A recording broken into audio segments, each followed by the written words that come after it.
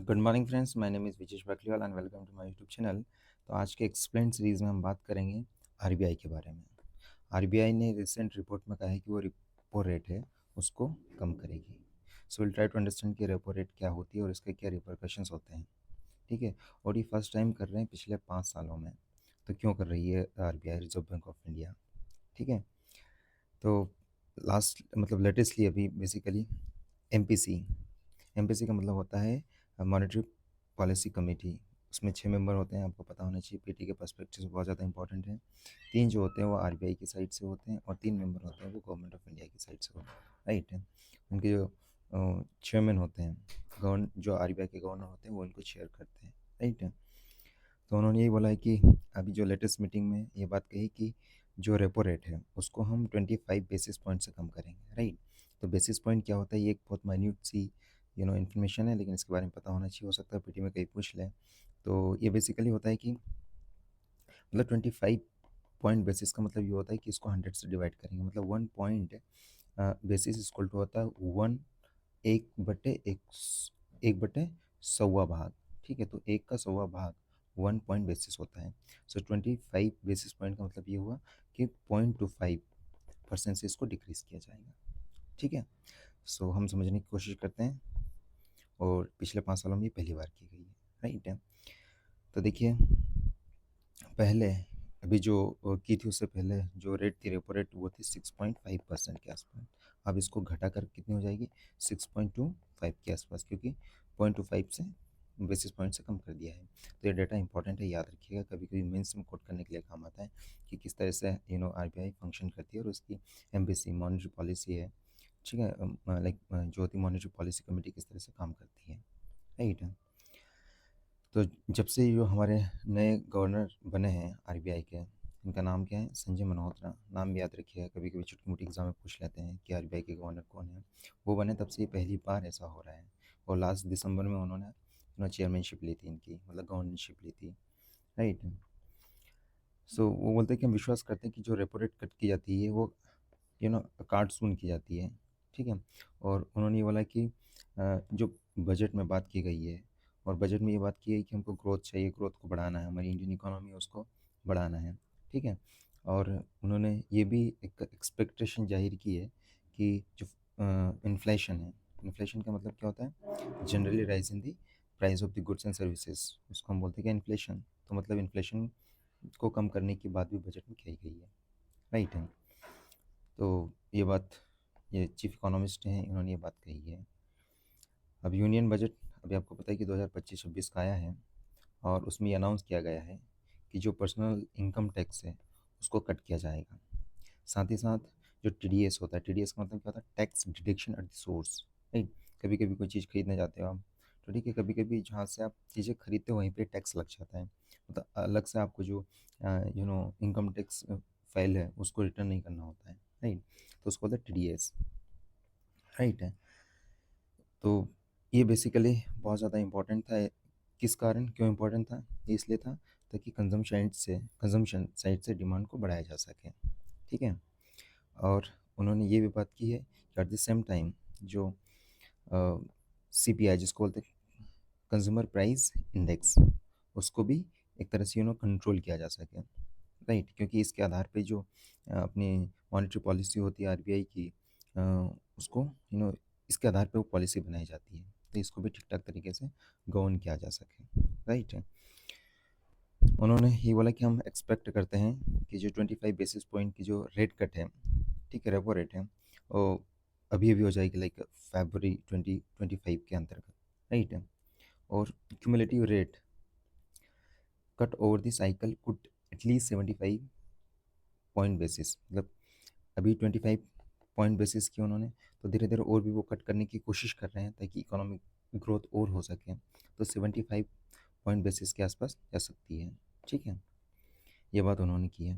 तो like successive time में होगा। अभी तो 25 बेसिस पॉइंट के आसपास कट की है, बाद में और कर देंगे 50 पॉइंट बेसिस की in the subsequent time period, like फरवरी में भी इतनी की है, अप्रैल में और कर देंगे, राइट है।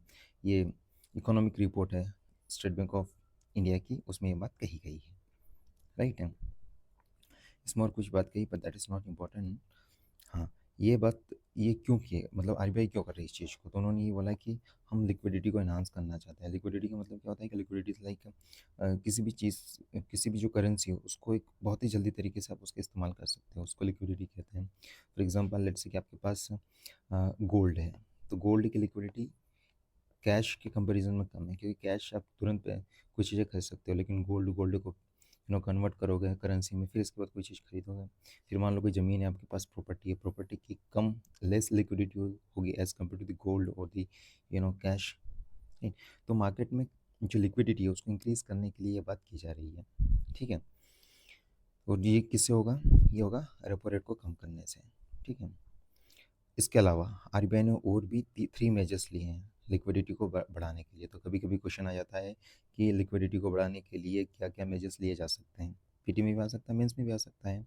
पहला मेजर क्या लिया कि आरबीआई ने बेसिकली $5 बिलियन का फॉरेक्स है उसको स्वैप किया है। स्वैपिंग आपने पढ़ा होगा, लाइक एक करेंसी को दूसरी करेंसी में एक्सचेंज कर लेना वो, राइट। स्वैपिंग कर लिया, लाइक अभी इंडोनेशिया के साथ या जापान के साथ या फिर चाइना के साथ या फिर दूसरी कंट्री के साथ स्वैपिंग कर ली, ठीक है। तो इससे लिक्विडिटी बढ़ जाती है। दूसरी बात ये है कि ओपन मार्केट ऑपरेशन किया है, ठीक है। OMO जिसको बोला जाता है, कितने का? 60,000 करोड़ के आसपास का ओपन मार्केट ऑपरेशन किया है।